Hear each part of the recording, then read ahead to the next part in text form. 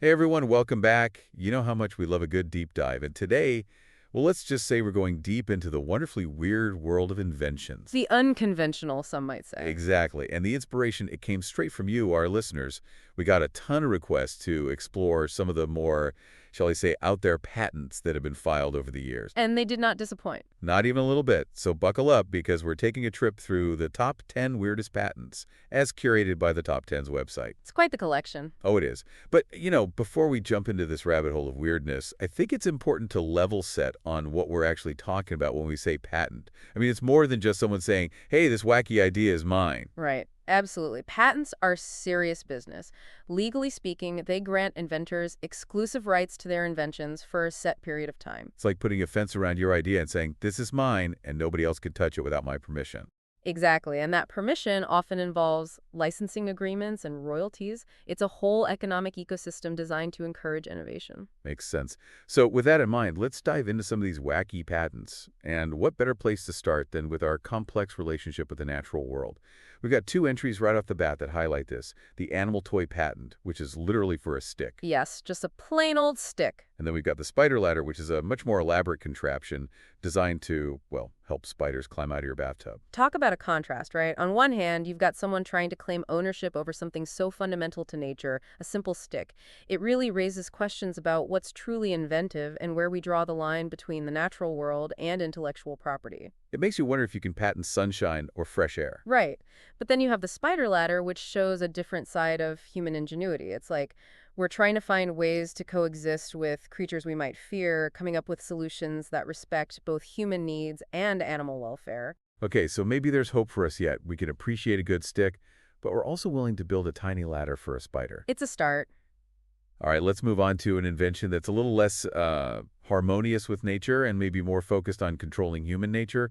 I'm talking about the anti-eating mouth cage. Ah, yes. This one's a real head scratcher. From what I understand, it's essentially a device designed to prevent you from putting food in your mouth. I mean, talk about extreme measures. It's kind of funny, but also a little unsettling when you think about it. It really speaks to the lengths people go to for self-control, especially when it comes to things like dieting.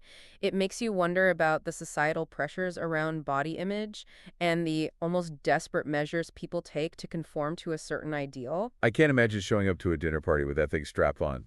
Talk about a conversation starter. I'd rather just pass on the dessert, thank you very much. Speaking of things that might make social gatherings awkward, let's move on to the kissing shield. Yep, you heard that right, a shield for kissing. As strange as it sounds, this one actually taps into a very long history of human anxieties around hygiene and ease. Think about plague masks or even just the modern-day obsession with hand sanitizer. We've always been concerned about germs. And this is just taking that concern to, well, a whole other level. Imagine trying to expand that one to your date. I think I'd stick to the good old-fashioned fist bump for now. Probably a wise choice. All right, ready for the last stop on our Weird Patent Express? Bring it on. This one might be my favorite, and it really makes you think about the human need for connection. The imaginary pet lead. Ah, the leash for the pet that only you can see? Precisely. I mean, at first glance, it's hilarious, but when you dig a little deeper, it's kind of heartwarming in a way. It speaks to our need for companionship, our ability to find comfort and even joy in our own imaginations. There's a real element of creativity there. It's almost like performance art. And who knows, maybe for some people, it's a way of dealing with loneliness or social anxiety. It's like taking an imaginary friend to a whole new level. Exactly. And that's what I find so fascinating about all these weird patents. They might seem like jokes on the surface, but they often reveal a lot about our fears, our desires, and our endless quest to solve problems, whether those problems are real or, well, imaginary. So what have we learned from our deep dive into the world of bizarre inventions? I think it's safe to say that human ingenuity is a powerful, often hilarious, and sometimes surprisingly insightful force. Whether it's someone trying to patent a stick or crafting an elaborate ladder for a spider, there's a story behind each invention.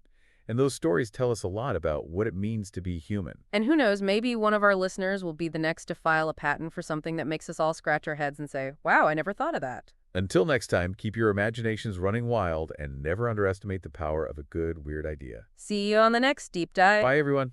Goodbye.